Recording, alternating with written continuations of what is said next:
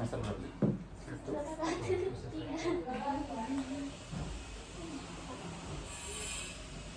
Dimulai.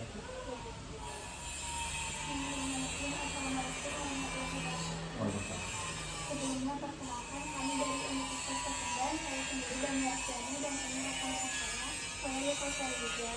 Saya Nita Purwamulia. Saya pada terakhir.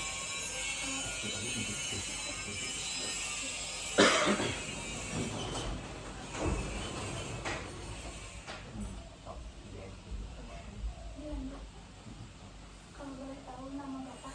Saya Panji Ramadan, saya notaris di Kota Cimahi. Bapak Panji, kami kebetulan ditugaskan untuk mewawancarai seorang notaris sebagai tugas hukum dan kontrak bisnis. Dan itu ada beberapa pertanyaan yang akan kami tanyakan perihal wan prestasi kepada Bapak. Untuk pertanyaan yang pertama,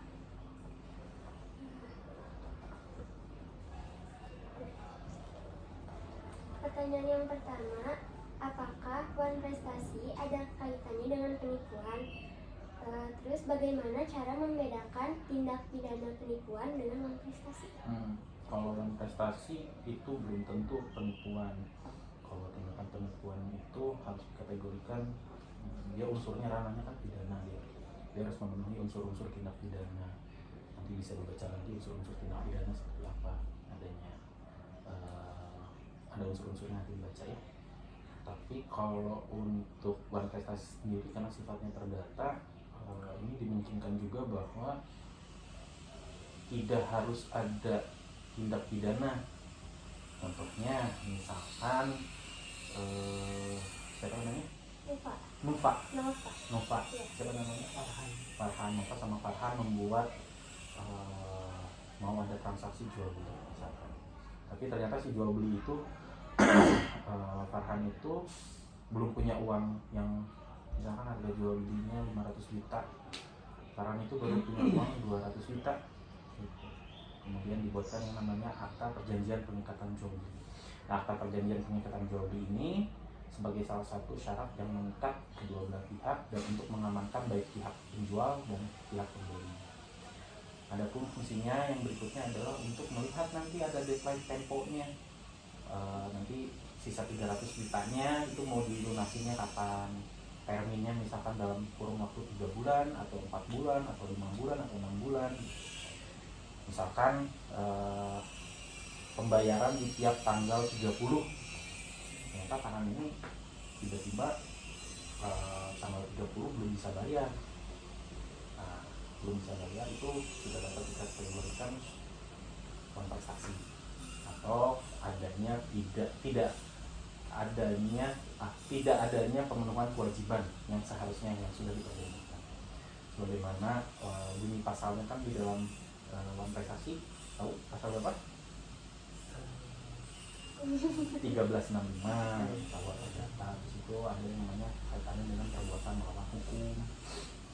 Jadi tiap orang atau tiap subjek hukum yang melakukan perbuatan melanggar hukum, melanggarnya dalam hal ini apa?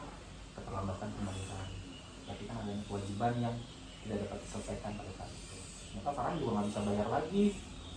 Punten misalkan kolaps atau bangkrut gitu, maka itu sudah namanya wan prestasi. Jadi harus dibedakan antara wan prestasi dan tindak pidana penipuan. Kalau tindak pidana penipuan misalkan ternyata Farhan ini dari si sertifikatnya kemudian dia mengaku misalkan datang ke notaris nih kita buat PPDB, kemudian dia melakukan perbuatan yang namanya bikin kwitansi palsu seolah-olah sudah lunas. Nah, itu bisa masuk penggelapan, penipuan itu masuk. Tergantung nanti dari hasil penyidik. Gitu. Cuman kalau saya kurang hafal sih kalau unsur-unsur tindak pidananya secara rinci.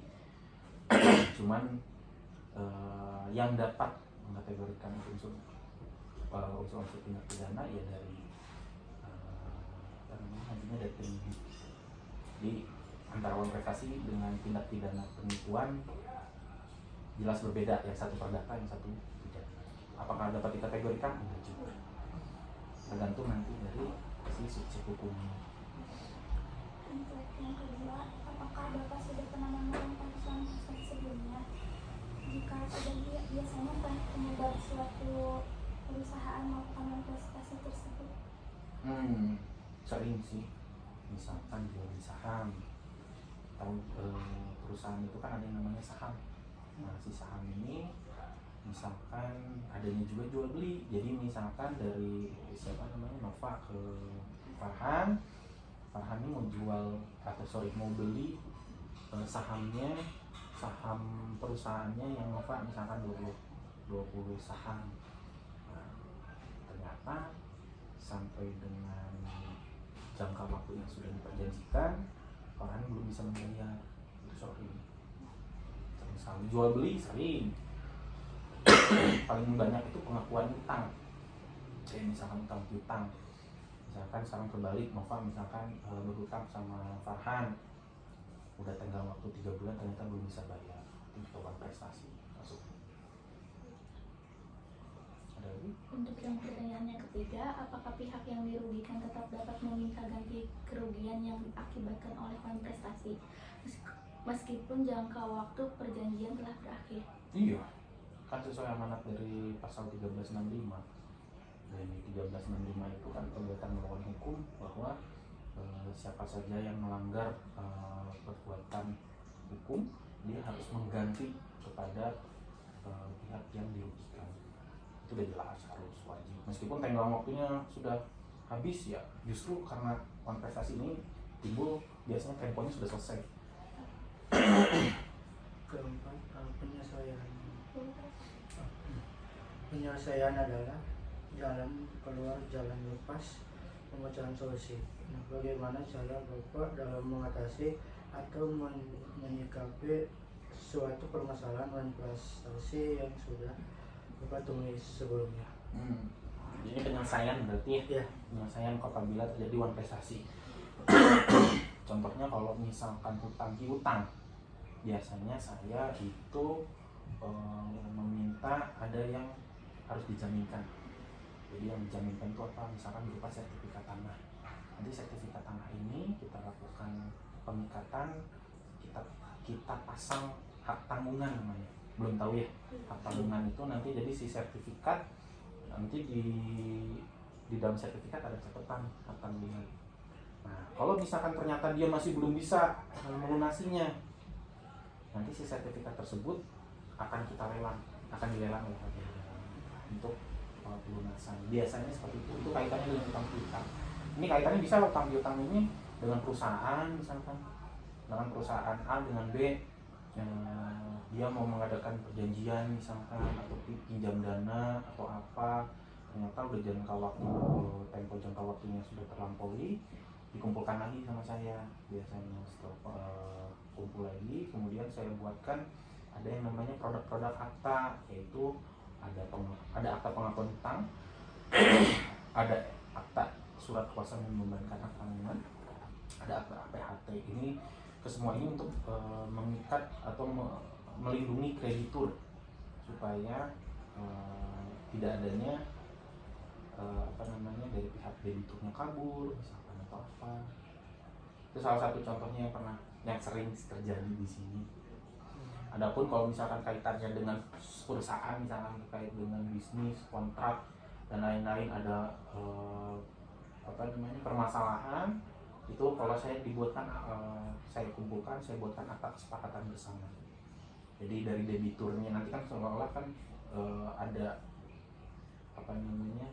salah satu pihak yang melakukan kelalaian alpa atau apapun itu, kita kita buatkan perjanjian baru lagi supaya lebih mengikat, yang bisa meringankan salah satu pihak, meringankan dalam hal ini untuk dia bisa memenuhi kewajibannya kepada pihak yang merasa dirugikan. Paham ya?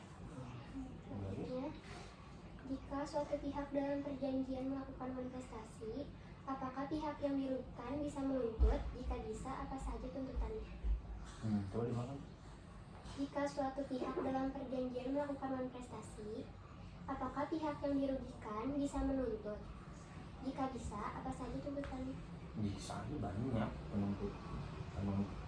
kan bisa mekanismenya tadi saya bilang, misalkan ternyata dia merasa dirugikan, kan pasti ini kaitannya nanti dengan uang, pasti dengan kerugian ini kan adanya uang, kewajiban, hak-hak. Biasanya itu yang tadi saya bilang, adanya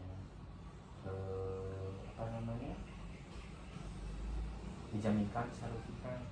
Kemudian misalkan masih belum bisa, ya jalan terakhirnya adalah gugatan ke pengadilan. Kalau gugatan ke pengadilan itu supaya lebih clear nantinya proses penyelesaian.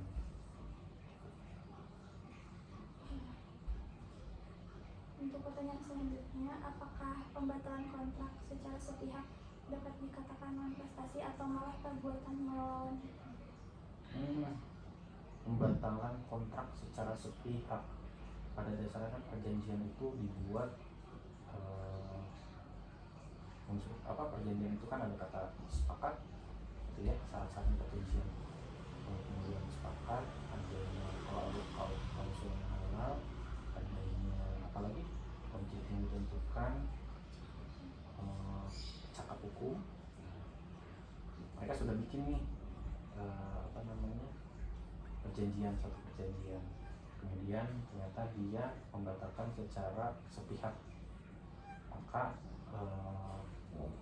secara hukum tidak dapat, jadi dibatalkan, dia nggak bisa, harus kedua belah pihak itu harus menyetujuinya, karena di awal kan mereka sudah berdua nih, sudah sepakat gitu. Kecuali misalkan dia membatalkan dengan adanya misalkan antara Farhan dengan siapa, Nova, misalkan ternyata Farhannya yang atau Novanya yang nggak bener nih ceritanya.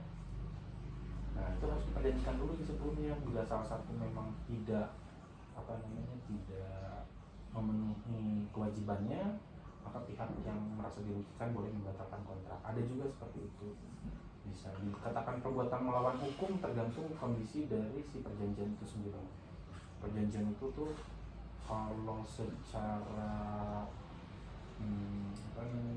secara hukum itu perjanjian itu bebas, jadi siapapun boleh melakukan perjanjian sebebas-bebasnya, tidak ada namanya asas kebebasan berkontrak, tahu ya, asal tidak menyalahi undang-undang. Tapi kalau sudah mengikat itu harus ditaati. Adapun kaitannya dengan si pembatalan secara sepihak itu harus diatur terlebih dahulu, boleh nggak bisa ternyata misalkan Novanya sudah berhutang, saya batalin lah kontraknya, nggak boleh. Maka dari pihak yang dirugikan bisa menggugat lewat pengadilan. Gitu. Selanjutnya, apa ada perbedaan? Jika ada, bagaimana cara membedakan antara perbuatan melanggar hukum dan manifestasi dalam sebuah perjanjian? Perbuatan melanggar hukum, perbedaan perbuatan melawan hukum. Perbedaan Perbuatan melanggar hukum dan manifestasi dalam sebuah perjanjian. Perbuatan melanggar hukum, ya contohnya tadi yang saya katakan, misalkan udah bikin perjanjian nih, ternyata ketika bikin perjanjian salah satu pihak tidak melaksanakan kewajibannya, itu kan maksudnya perbuatan melanggar hukum. Hukumnya kan sudah dibuat sama kalian berdua misalkan. Perjanjian itu kan adalah hukum bagi yang membuat. Apalagi ini perbedaan, saya rasa sih sama, perbuatan melawan hukum, melanggar hukum. Kalau melanggar hukum, melawan sama aja kan, nggak ada bedanya. Selanjutnya, jika terjadi manifestasi dalam sebuah perjanjian, apakah pihak yang dirugikan dapat mengajukan pembatalan perjanjian? Pihak yang dirugikan? Iya. Boleh saja. Misalkan diputus kontraknya, begitu boleh aja. Tapi harus ditimang juga kan, ruginya dia kan. Kalau dengan pembatalan kontrak, apakah si pihak yang merasa dirugikannya itu rata-rata itu tidak pernah dibatalkan kontraknya? Karena ketika dibatalkan kontrak berarti hukumnya sudah selesai sampai situ. Biasanya dimajukan dulu ke setelah itu diputus kontraknya dengan ganti rugi. Kalau semata-mata langsung diputus ya rugi, apalagi bisnisnya nggak bisa. Kan pasti ada nilai nominal ya. Dan Selanjutnya, jika teman kita meminjam uang, baik itu secara lisan maupun via chat, namun teman tersebut tidak mengembalikan uang seperti yang telah disepakati, bagaimana pertanggungjawabannya secara hukum?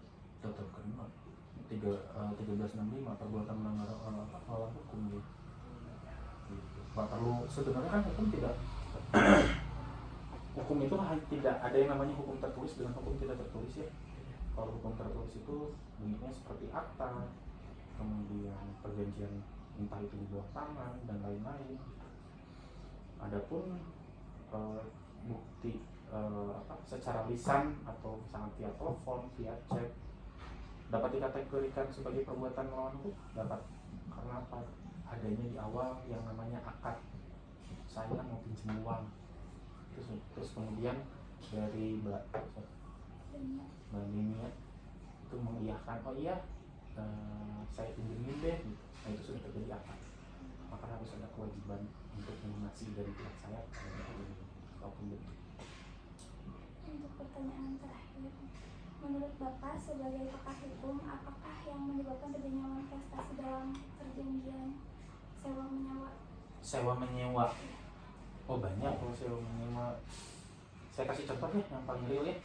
Tahun 2020 terjadi COVID, semua kolaps, semua usaha ini kolaps, termasuk orang yang salah satunya orang yang ngontrak atau sewa menyewa ya. Sewa menyewa, misalkan dia nyewa satu kantor, kemudian dia belum bisa bayar gitu. Itu karena kondisi COVID, dia nggak dapat pemasukan, akhirnya dia kontestasi mau nggak mau. Meskipun ada beberapa orang yang mengkategorikan bahwa kejadian COVID kemarin itu termasuknya force majeure, jadi keadaan tidak terduga. Ada ya kayak ke bank, kalau misalnya ada pinjaman bisa dikatakan force majeure. Tapi kalau sewa menyewa bisa dikategorikan apabila sudah diperjanjikan. Tapi kalau tidak, itu merupakan salah satu bentuk kontestasi yang nyata gitu, kejadian kemarin. Gitu. Ada lagi? Mungkin dicukupkan sekian pertanyaan yang kami tanyakan. Terima kasih Pak sudah bersedia. Ada yang kurang jelas tuh? Sudah Ada jelas. yang ditanya lagi. Sudah jelas ya? Terima kasih sudah bersedia diwawancarai oleh Ya. kelompok kami. Mohon maaf apabila selama sesi tanya jawab ada kata yang kurang Nah, berkenan. cuma sebentar. Terima kasih Pak.